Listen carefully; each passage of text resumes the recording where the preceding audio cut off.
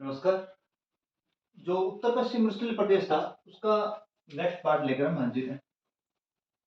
सबसे पहले तो बात करते हैं विशेषताओं की, और दूसरी हम बात करेंगे इसकी विशेषताओं के बाद में हम बात करेंगे विकास कार्यक्रम जो इस प्रदेश में चल रहे हैं, क्योंकि विकास कार्यक्रम पर भी ठीक ठाक प्रश्न आ रहे हैं। विशेषताएं, सबसे पहली विशेषताओं को हम तीन भागों में डिवाइड करते हैं। तो विश्व स्तर पर क्या विशेषताएं हैं, भारत के लिए क्या महत्व है इसका, और फिर हम बात करेंगे राजस्थान के लिए इसका महत्व क्या है। विश्व स्तर पर सबसे पहली विशेषता कि विश्व में सर्वाधिक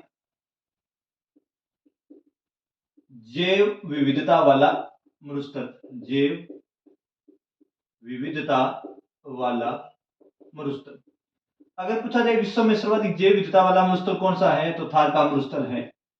दूसरा कारण, दूसरी विशेषता क्या है, विश्व में सर्वाधिक जनघनत्व वाला मरुस्थल, जनघनत्व वाला मरुस्थल तो कौन सा है, तो ये मरुस्थल है। अगर बात की जाए विश्व में सबसे बड़े मरुस्थलों में, तो विश्व में 17वां बड़ा मरुस्थल। लेकिन अगर बात की जाए उपोष्ण कटिबंध की, तो उपोष्ण कटिबंध में कौन से नंबर का मरुस्थल है, तो 9वां सबसे बड़ा मरुस्थल है। क्लियर बात क्या। विशेषता है उत्तर पश्चिम मरुस्थल प्रदेश की पहली विशेषता सर्वाधिक जैव विविधता है। जैव विविधता मतलब क्या है कि यहाँ पे बहुत सारे पेड़ पौधे हैं, बहुत सारी वेराइटीज के पेड़ पौधे हैं, बहुत जीव जंतु भी यहाँ पे ठीक पाए जाते हैं। तो जैव विविधता मतलब जीवों में विविधता। सर्वाधिक जनघनत्व प्रति वर्ग किलोमीटर में यहाँ पे सबसे ज्यादा लोग रहते हैं, और विश्व में 17वां बड़ा मरुस्थल है, और भारत में ये विश्व का 17वां है, और उपोष्ण कटिबंध में कौन सा है, तो 9वां सबसे बड़ा मरुस्थल है। ठीक है, उसके बाद बात करते हैं भारत में। भारत के लिए इसका सबसे बड़ा महत्व क्या है, मानसून को आकर्षित करता है। ये एक बड़ी समस्या होती है इस टॉपिक को करवाने के लिए, विशेषता मेरा बताने में लिए। जैसे अब मैं ये बात बता रहा हूँ कि भारत में मानसून को आकर्षित कर रहा है, ये बात बताने के साथ ही मैं इस बात की उम्मीद करना आपसे चाहूंगा कि आप लोग जलवायु वाला टॉपिक पढ़ चुके हो, और चूंकि हमने अभी जलवायु का टॉपिक नहीं पढ़ा है, तो भाई समस्या ये होती है कि ये लाइन थोड़ी सी समझ में कम आती है। तो जैसे जलवायु वाला टॉपिक पढ़ लेंगे, हम पूरे एक बार टॉपिक कर लेंगे सारे, उसके बाद हम एक बार और इस क्षेत्र की विशेषताओं पर, मतलब पूरे भौतिक प्रदेश की विशेषताओं पर दोबारा चर्चा करेंगे, ताकि बात और बेटर समझ में आए। देखो, ये जो क्षेत्र है मरुस्थलीय प्रदेश है, यहाँ पर क्या बनता है, निम्न वायुदाब केंद्र बनता है। क्या बनता है, निम्न वायुदाब केंद्र। विश्व में एशिया में दो ही जगह निम्न वायुदाब केंद्र बनता है, तो उसमें से एक निम्न वायुदाब केंद्र कहां बनता है, तो भारत में बनता है और मरुस्थल में बनता है। अभी जो मरुस्थलीय क्षेत्र है, हवाएं हमेशा ही उच्च वायुदाब से किस वायुदाब की ओर जाती हैं, निम्न वायुदाब की तरफ जाती हैं। गर्मियों में जब यहाँ पे खूब तापमान चढ़ता है, तो यहाँ पे बनता है निम्न वायुदाब केंद्र। तो उच्च वायुदाब केंद्र से हवाएं किस ओर आती है, निम्न वायुदाब की ओर आती है। जैसे ये इंडिया का मैप अगर आप देख पाए, ये भूमध्य रेखा होगी, और यहाँ से कर्क रेखा गुजर रही है, यहाँ पे सूर्य लंबवत चमक रहा है, मरुस्थल गर्म हो रहा है, निम्न वायुदाब केंद्र बन रहा है, तो हवाएं उच्च वायुदाब से किधर जाएंगी, निम्न वायुदाब की तरफ जाएंगी। इस तरफ भारत में क्या आता है, मानसून आता है। तो मानसून को आकर्षित करता है भारत में। ठीक है, दूसरी जो इसकी विशेषता है, पहली विशेषता तो इसकी क्या है कि भारत में ये मानसून को आकर्षित कर रहा है, और दूसरी विशेषता क्या है, निम्न वायुदाब केंद्र भारत में कहां बन रहा है, तो निम्न वायुदाब केंद्र भारत में थार के मरुस्थल में ही बन रहा है। ठीक है, उसके बाद में बात करते हैं राजस्थान की। राजस्थान के लिए कौन कौन सी विशेषताएं हैं इसकी। सबसे पहली विशेषता इसमें राजस्थान के लिए है, वो है अवसादी चट्टानों का पाया जाना। अवसादी चट्टानों का पाया जाना, अगर कोई और याद आई तो और भी लिखवा देंगे। अवसादी चट्टानें क्या होती हैं, ऐसी चट्टानें जो परतदार होती हैं। इस प्रकार जो परतदार चट्टानें होती है उन्हें अवसादी चट्टानें बोलते हैं। और इन परतदार चट्टानों या अवसादी चट्टानों की खास बात क्या होती है कि इनमें पाए जाते हैं जीवाश्म। और जब इन चट्टानों में जीवाश्म पाए जाएंगे, तो दो फायदे होंगे। एक तो यहाँ से कोयला निकलेगा, क्योंकि कोयला जीवाश्म से बनता है। दूसरा, यहाँ से पेट्रोलियम निकलेगा, क्योंकि पेट्रोलियम भी किससे बन रहा है, जीवाश्म से बन रहा है। तीसरा, प्राकृतिक गैस निकलेगी, तो प्राकृतिक गैस भी किससे बनती है, जीवाश्म से बनती है। और चौथा, जीवाश्म पूरे निकल जाएंगे, तो जीवाश्म ही निकल जाएंगे, डायनासोर खुद ही निकल आएगा। ठीक है, तो ध्यान रखिए जीवाश्म, हालांकि ये बात रखिएगा, जीवाश्म परक जो है ये डायनासोर पार्क जो है वो मध्य प्रदेश में है। मध्य प्रदेश में जगह तो धार जिले में है डायनासोर का स्पेशल पार्क। वहां पे डायनासोर के अंडे मिले हैं, ओरिजिनल अंडे डायनासोर के मिले हैं। उनमें डायनासोर है नहीं, भी ध्यान रखिएगा। जीवाश्म पार्क, जीवाश्म पार्क तो यहाँ पे है ही, आप जानते हैं आपका फॉसिल पार्क जीवाश्म पार्क है। तो सादी चट्टानों का पाया जाना, सादी चट्टानें पाई जा रही है, तो मोस्टली हमें ये 3 फायदे हो रहे हैं। कौन सा? कोयला निकल रहा है, पेट्रोलियम निकल रहा है, प्राकृतिक गैस निकल रही है और जीवाश्म वगैरह निकल रहे हैं। अगर आपसे खनिजों पर बात करें तो यहाँ से कोयला निकल रहा है, पेट्रोलियम निकल रहा है और प्राकृतिक गैस भी निकल रही है, और जीवाश्म तो है। दूसरी जो महत्वपूर्ण खास बात है अब सादी चट्टानों के अलावा, वो है परंपरागत गैर परंपरागत ऊर्जा स्रोत। गैर परंपरागत ऊर्जा स्रोत। आप जानते हैं अभी हाल ही में राजस्थान ने सौर ऊर्जा में कौन सा स्थान प्राप्त कर लिया? प्रथम स्थान प्राप्त कर लिया विश्व में। विश्व में सॉरी, राजस्थान में, भारत में सौर ऊर्जा उत्पादन की क्षमता अर्जित करने में राजस्थान ने कौन सा स्थान प्राप्त कर लिया है? प्रथम स्थान प्राप्त कर लिए। अभी अक्षय जो ऊर्जा संसाधन थे उसमें राजस्थान को 5 अवार्ड मिले थे। 5 में से जो 2 अवार्ड थे वो सौर ऊर्जा से जुड़े हुए थे, ध्यान रखिएगा। तो सौर ऊर्जा उत्पादन में राजस्थान टॉप चल रहा है। इसके अलावा राजस्थान में दूसरी पवन ऊर्जा उत्पादन की भी खूब क्षमताएं हैं राजस्थान में। हवाएं यहाँ पर एवरेज चलती हैं, साल में लगभग मान के चलिए 11 महीनों के आसपास यहाँ पर तेज हवाएं चलती हैं, ठीक है। और इन तेज हवाओं से पवन ऊर्जा उत्पादन की संभावनाएं राजस्थान में बढ़ती हैं। तो पवन ऊर्जा उत्पादन की संभावनाएं राजस्थान में ठीक ठाक है, तो ये फायदा है राजस्थान का होने का। दो, नेक्स्ट देखिए वनस्पति। राजस्थान में जो वनस्पति पाई जाती है उसे बोलते हैं जीरोफाइटा या मरुदबिद। जीरोफाइटा या मरुदबिद वनस्पति, ठीक है। ये जो वनस्पति होती है, इस वनस्पति की खास बात क्या होती है? पत्ते न के बराबर या फिर छोटे या फिर नहीं होते। इन वनस्पतियों में पत्ते न के बराबर होते हैं तो फिर बहुत ही छोटे छोटे होते हैं, या फिर नहीं होते ही नहीं है, क्लियर कट बात है। और जिनमें पत्ते नहीं होते, हालांकि ये कई बार प्रश्न आते हैं और मेंस में लिखने के लिए अच्छा ये कॉन्सेप्ट होता है, ठीक है। अगर कई बार पत्ते नहीं होते तो फिर वहां का तना ही क्या करता है? प्रकाश संश्लेषण करता है। तना खुद क्या कर लेता है? प्रकाश संश्लेषण करता है। तो प्रकाश संश्लेषण जब तना करेगा तो तना कौन से रंग का होगा? फिर इनका हरे रंग का होगा। कैक्टस वगैरह जो होते हैं उनका तना, उनमें नहीं पाए जाते क्या? पत्ते। तो कैक्टस का जो तना होता है वो हरे रंग का होता है, वो खुद ही प्रकाश संश्लेषण कर लेता है। तो आज पूछा जाए कि निम्नलिखित में से राजस्थान की जो मरुस्थलीय प्रदेश है उसकी वनस्पति के बारे में असत्य कथन है या सत्य कथन है, तो ऐसा प्रश्न बनाया जा सकता है। जैसे वनस्पति पर, राजस्थान की वनस्पति में अधिकांशतः पत्ते छोटे या नहीं होते। हम कहेंगे हाँ ठीक है। दूसरा कथन ये पूछ सकता है, राजस्थान की वनस्पतियों में तने द्वारा भी प्रकाश संश्लेषण किया जा सकता है। राजस्थान के मरुस्थलीय प्रदेश में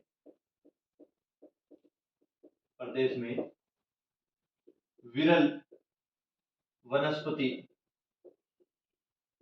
पाई जाती है। नेक्स्ट देखिए, राजस्थान की वनस्पति की जड़ें, राजस्थान मरुस्थल की वनस्पति की जड़ें बहुत गहरी होती हैं।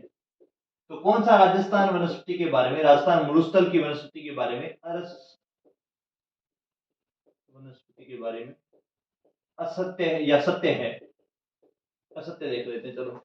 तो राजस्थान की वनस्पति में अधिकांशतः पत्ते छोटे या नहीं होते, तो ये ठीक है बात। दूसरा, राजस्थान की वनस्पति में तने द्वारा प्रकाश संश्लेषण किया जाता है। अधिकांशतः राजस्थान की वनस्पति में अधिकांशतः या कुछ में तने द्वारा भी प्रकाश संश्लेषण किया जाता है, तो आपके यहाँ होता है। राजस्थान के मरुस्थलीय प्रदेश में विरल वनस्पति पाई जाती है, तो यहाँ आप थोड़ा सा कंफ्यूज भी हो सकते हैं कि विरल पाई जाती है, सघन पाई जाती है, क्योंकि हमने सर्वाधिक जैव विविधता वाला क्षेत्र भी लिखा है। तो याद रखिएगा, विरल वनस्पति ही पाई जाती है, बिल्कुल सत्य कथन है ये। राजस्थान में मृग वनस्पति की जड़ें बहुत गहरी होती हैं। राजस्थान के जो पेड़ पौधे पाए जाते हैं उनकी जड़ें भी बहुत ज्यादा गहरी होती हैं। तो ये चारों कथन क्या है, अपने आप में सत्य है। चारों कथन अपने आप में क्या है, सत्य है। तो राजस्थान की वनस्पति की कुछ ऐसी विशेषताएं हैं। सघन और विरल में कंफ्यूज नहीं होना है। विरल वनस्पति छितरे पौधे पाए जाते हैं। सघन वनस्पति बहुत ही नजदीक नजदीक पेड़ पौधे पाए जाते हैं, सघन पाए जाते हैं। तो राजस्थान में इतनी सघन वनस्पति नहीं है, उत्तरी प्रदेश में विरल वनस्पति है।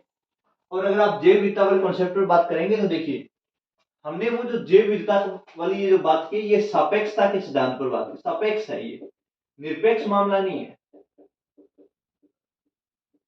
सापेक्ष और निरपेक्ष को आप यूं समझ सकते हैं। मोस्ट इंपोर्टेंट, जैसे कई बार ये पूछा जाएगी, अगर आप समय को गरीब मानते हैं, अमीर मानते हैं, तो अगर आप कहेंगे मैं खुद को अमीर मानता हूं, तो फिर हम कहेंगे चलो फिर अनिल अंबानी की तुलना में तुम खुद को क्या मानते हो?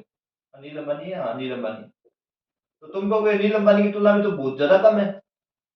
वैसे ही अगर मान के चलिए वो जो कागज वगैरह बीनने वाले जो लोग होते हैं, बेघर जो लोग होते हैं, उनकी तुलना में तुम खुद को क्या मानते हो? उनकी तुलना में तो खुद को क्या मानते हो? थोड़ा साधन संपन्न मानते हो। और अनिल अंबानी की तुलना में खुद को क्या मानते हो? डाउन मानते हो कि हाँ ठीक है। उसी प्रकार ये है कि मैंने जो जैव विविधता सर्वाधिक का है, ये अन्य मरुस्थल को देकर का है। अन्य मरुस्थलों को देख करके तो यहाँ पे जैव विविधता सर्वाधिक है। लेकिन अगर आप अमेजन के वनों की बात कर रहे हो, अमेजन के वनों की तुलना में तो बहुत ही कम जैव विविधता है, क्योंकि अमेजन के वनों में तो विश्व की सर्वाधिक जैव विविधता पाई जाती है अमेजन के वनों में। तो तुलना केवल मरुस्थल से करनी है, तो ध्यान रखिएगा। और यहाँ पर भी ध्यान रखिएगा, विरल वनस्पति राजस्थान में पाई जाती है। ठीक है, नेक्स्ट देखिए।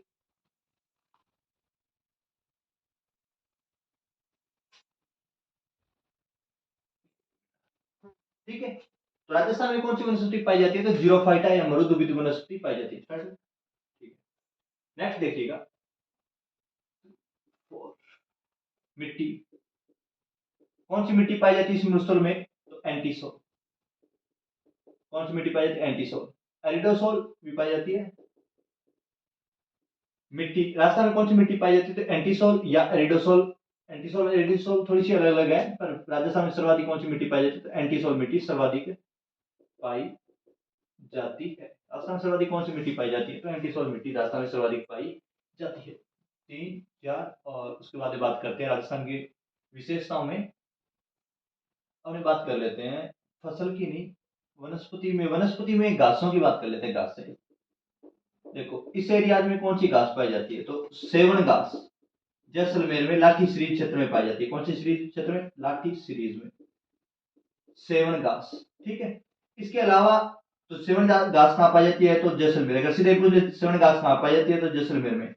इसके अलावा ये पूछे कि सेवन, दामन, कुराल, मुराद, ये घासें कहाँ पाई जाती है? तो फिर बाड़मेर कर देना, क्योंकि इंक्लूड ये सारी घासें कहाँ पाई जाती है? तो बाड़मेर पाई जाती है। इसके अलावा यहाँ पे घास पाई जाती है बेलड़ी। बेलड़ी ये राजस्थान की एकमात्र शीतकालीन घास है। राजस्थान की एकमात्र कौन सी घास है? तो शीतकालीन घास है। कहाँ पाई जाती है? तो राजस्थान में पाई जाती है बेलड़ी। अगर आपने कपास वगैरह, आजकल तो नहीं पाई जाती इतनी, कपास वगैरह चुगाई की, कपास वगैरह पहले पाई जाती थी जब।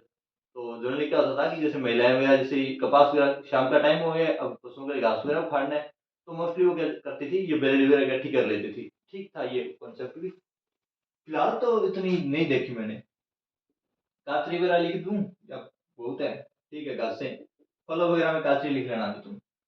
नेक्स्ट देखिएगा, घासें के अलावा अगर बात करें वन ये पशुधन की, तो यहाँ पर कौन कौन से पशुधन पाए जाते हैं? टॉपिक को मैं बड़ा नहीं करना चाहता, एक बार पशुधन चलो ठीक है लिख देते हैं थोड़ा बहुत, बाद में और रिपीट कर लेंगे अपने। चलो कर देते हैं। यहाँ जैसलमेर में पाई जाती है थार पारकर गाय। थार पारकर गाय। यहाँ पे पाई जाती है राठी गाय। कहाँ पे? हनुमानगढ़ और गंगानगर में पाई जाती है राठी गाय। यहाँ पे थार पारकर गाय। यहाँ पे पाई जाती है कांकरेज गाय। कौन सी कांकरेज? कांकरेज गाय या मालानी नस्ल। मालानी नस्ल कांकरेज, ठीक है। और यहाँ पे नागौरी बैल। अगर गाय की बात करें तो ये नस्लें यहाँ पे फेमस है। अगर ऊंट की बात करें तो इस एरिया में ऊंट कौन कौन से फेमस है? तो गोमट ऊंट फलोदी जोधपुर का नाचना ऊंट जैसलमेर, नाचना ऊंट। और यहाँ बीकानेर का बीकानेरी ऊंट। बीकानेर का बीकानेरी ऊंट, गोमट ऊंट, नाचना ऊंट। अगर बात करें घोड़े की तो इस एरिया में घोड़े की कौन कौन सी प्रजाति फेमस है, तो इस एरिया की मालानी नस्ल फेमस है। मालानी नस्ल घोड़े की फेमस है। अगर बात करें बकरी की तो इस एरिया में बकरी की यहाँ पे तो खेरी भेड़ पाई जाती है। भेड़ की बात करें तो यहाँ पे खेरी भेड़ पाली वाले एरिया में पाई जाती है। इसके अलावा मारवाड़ी भेड़ बोल सकते हो आप इन्हें, मारवाड़ी भेड़ वगैरह पाई जाती है। बीकानेरी भेड़ भी पाई जाती है। शेखावाटी, चोकड़ा भेड़, सोखावाटी की चोकड़ा भेड़ पाई जाती है। बकरी की बात करें तो वरुणा गांव की बकरियां, वरुणा गांव नागौर की बकरियां, ठीक है। वरुणा गांव की बकरियां फेमस है। और शेखावाटी की बकरियां,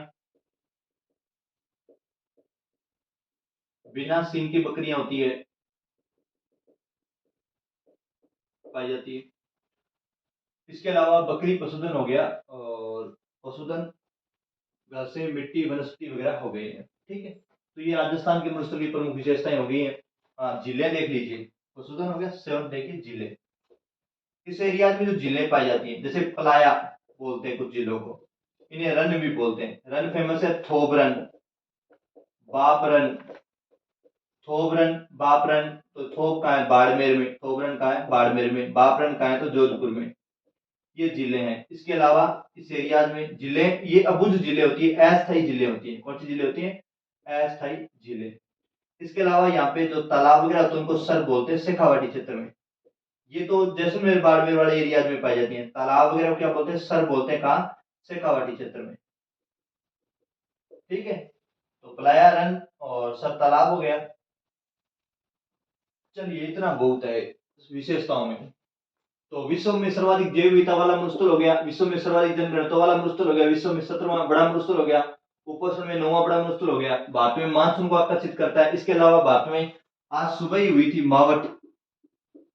मावठ, मावठ क्यों होती है, पश्चिमी विक्षोभ के कारण होती है। किसके कारण होती है, पश्चिमी विक्षोभ के कारण होती है।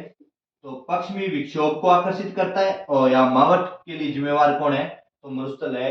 राजस्थान में मरुस्थल जो है वो मावठ या पश्चिमी विक्षोभ के लिए भी क्या है, राजस्थान में जिम्मेवार है।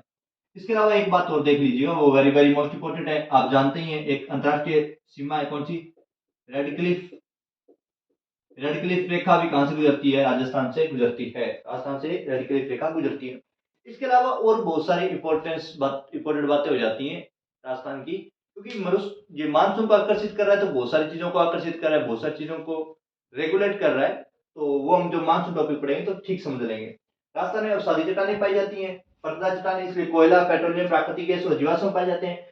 ये लिख लीजिएगा, बाद में जब फ्रीज वाला टॉपिक हो जाएगा तो आप इसमें ऐड कर दीजिएगा, कोई दिक्कत नहीं। गैर प्रपात ऊर्जा स्रोत, सौर ऊर्जा पाई जाती है, पवन ऊर्जा पाई जाती है। राजस्थान सर्वाधिक। इसके बाद वनस्पति जीरोफाइट है, मृदु वनस्पति, पत्ते न के बराबर होते हैं, छोटे होते हैं, तना कुछ समय प्रकाश संश्लेषण कर लेता है। मिट्टी एंटीसोल या एरिडोसोल पाई जाती है, सर्वाधिक पाई जाती है। घासें अगर बात करें तो सेवण, सेवण, दामन, कुराल, मुराद, ये तय है, ठीक है, कहीं को दिखने में दिक्कत ना हो। मुराद। पशुधन की बात करें तो ये कुछ पशुधन की मैंने पिक्चर्स वगैरह बनाई है, ये पशुधन है। और जिलों की बात करें तो पलाया, रन, अस्थायी जिलों को यहाँ पे बोलते हैं। सर, तालाब, शेखावाटी क्षेत्र में मोस्टली जिलों वगैरह को बोल देते हैं। तो ये राजस्थान की प्रमुख विशेषताएं होंगी। नेक्स्ट अभी टॉपिक हम शुरू करेंगे, राजस्थान में किए जाने वाले विकास कार्यक्रम।